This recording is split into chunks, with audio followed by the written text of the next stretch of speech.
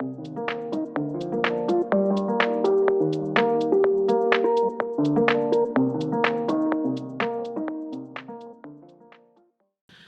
the turning points, the outlook for 2023, what are they about? Basically, the most important one is related to the global fight against inflation. So we're going to get significant disinflation and growth slowdown and peaking rates. That's going to be a new thing this year that's quite different from last year. What we show on the screen are our estimates and forecasts for key regions in 2023. And as you can see on the left side, after a very significant spike in inflation, unusual spike in inflation, you're going to see lower inflation for key regions. This will come at the expense of growth, as you can see in the middle chart, especially for developed markets. There will be significant slowdown there because that process still is costly for growth. But finally, on the right side, interest rates for key regions will peak this year. It will rise a bit from last year's level, but the jump is really nothing compared to what we saw last year. So basically, we're going to get some progress on this inflation front, and let me build a case for it. First, let's talk about growth picture. Momentum coming into the new year was still pretty weak. What we show you on the screen on the left side is the survey of global businesses, and they tell you that conditions are still weaker compared to previous months. That's what the left chart shows. And in the middle, momentum in consumption spending was still pretty weak for countries like US and Germany, as you can see in the middle. And as a result of this, trade growth is still quite soft. Global trade growth, as you can see on the right side, actually turned into slight contraction at the end of last year. So we still need to get out of this condition, and it will take some time. This is the reason why we expect a very weak condition or mild recession-type conditions for countries like the US. Now, the good news is we're getting something in exchange, and that's disinflation. So on the left side, you see that for inflation consists of goods and services, and for the goods inflation, there's already a sign that it's turning around. On the left side, the red line is the US goods inflation. As you can see, it's sharply turning down, and now it's beginning to be echoed by the Eurozone goods inflation. So good news there. And in the middle, we show you some key price proxies for goods around the world, and they are significantly lower compared to last year, including some logistics service costs, which matters for retailers. So there are reasons to believe that this disinflation for goods will continue. Now, the problem is the service inflation. As you can see, it's been edging up. Now, that's partly due to wages and labor market conditions, but also rent, in particular for the US, where it's very important.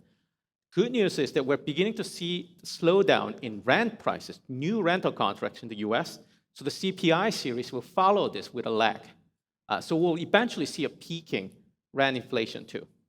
So as a result, we expect the US CPI inflation to slow down below 3% by the end of 2023. And that's certainly a condition that's different from last year when you saw 8+% CPI inflation for the country. Now, one problem is that labor markets are extremely tight. As you can see on the left, unemployment rates for key economies are still multi-decade low. And when you have a tight job market, it affects wages, but also they can be correlated with very difficult rental supply and demand situations. As you can see in the middle, they tend to be correlated with the rental inflation, which is important for markets like the US. Fortunately, we're getting some signs that wages are still softening. Despite some mixed reports about the strength of the labor market,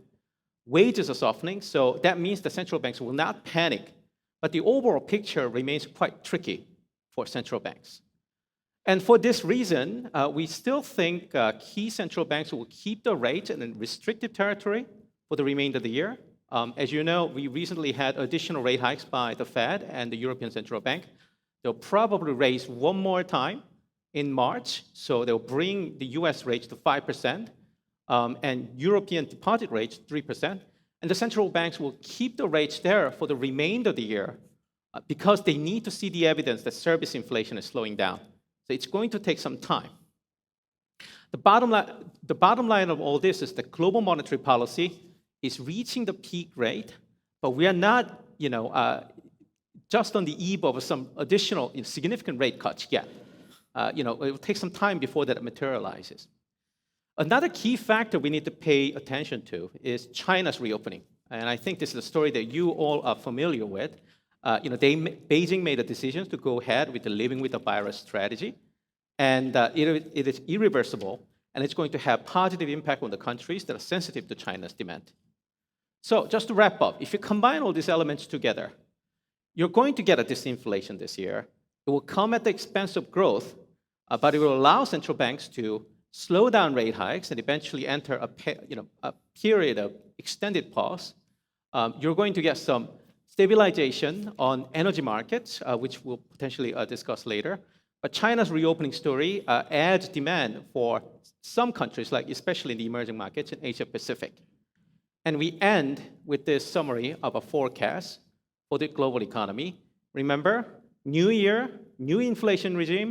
new policy environment, and that's still a big change compared to last year. แกบอกชัดเจนมากครับเราไปดูที่เงินเฟ้อก่อนเพราะปีที่แล้วมันหลอกเราทั้งปีเลยนะครับเงินเฟ้อขึ้นสูงมากดังนั้นจึงทำให้นโยบายการเงินของธนาคารกลางต่างๆโดยเฉพาะโลกตะวันตกก็เลยท้าทายมากปีนี้ขันมาถามว่าแล้วเป็นยังไงบ้างนะครับแน่นอนว่าอัตราเงินเฟ้อคงจะไม่สูงแบบนั้นอีกต่อไปแล้วเพราะว่าค่อยๆปรับลดลงแล้วแน่นอนว่ามันยังคงมีจุดที่มันอาจที่จะยังทรงตัวอยู่ในระดับสูงอยู่อีกพักหนึ่งแต่อย่างไรก็ตามครับมันจะทำให้นโยบายทางด้านการเงินของโลกตะวันตกนี้เนี่ยคงจะ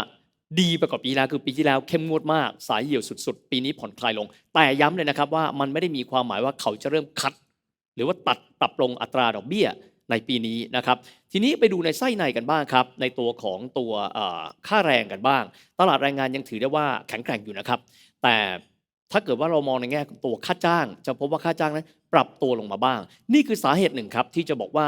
นโยบายทางการเงินของธนาคารกลางหลายๆแห่งเนี่ยยังคงเข้มงวดอยู่แต่ไม่ถึงขนาดว่าจะรีแลกซ์ได้นะครับยังคงเข้มงวดพูดง่ายคือยังเข้มงวดอยู่ในระดับหนึ่งเท่านั้นอีกหนึ่งจุดครับที่มีความสำคัญมากๆก็คือการเปิดตัวตลาดของจีนเองนะครับซึ่งจะส่งผลกระทบนะครับในเชิงบวกพอสมควรต่อเศรษฐกิจนะครับแต่ว่าหลายคนอาจจะมีการตั้งคำถามว่ามันจะส่งผลกระทบไปสู่เงินเฟ้อทั่วโลกหรือเปล่าแกบอกว่าอาจจะมีผลกระทบบ้างนะครับในส่วนประเทศที่อยู่ในเอเชียแปซิฟิกแล้วก็ส่วนที่เป็นตลาดเกิดใหม่หรือว่า emerging markets ด้วยนะครับดังนั้นแกบอกว่า new inflation มีความหมายว่าเงินเฟ้ออยู่ในระดับอีกระดับหนึ่งที่ไม่เหมือนปีที่แล้ว new policy นโยบายใหม่นะครับแล้วก็มีการปรับเปลี่ยนภูมิทัศน์และนี่น่าจะเป็นจุดเปลี่ยนส่วนหนึ่งด้วยนะครับ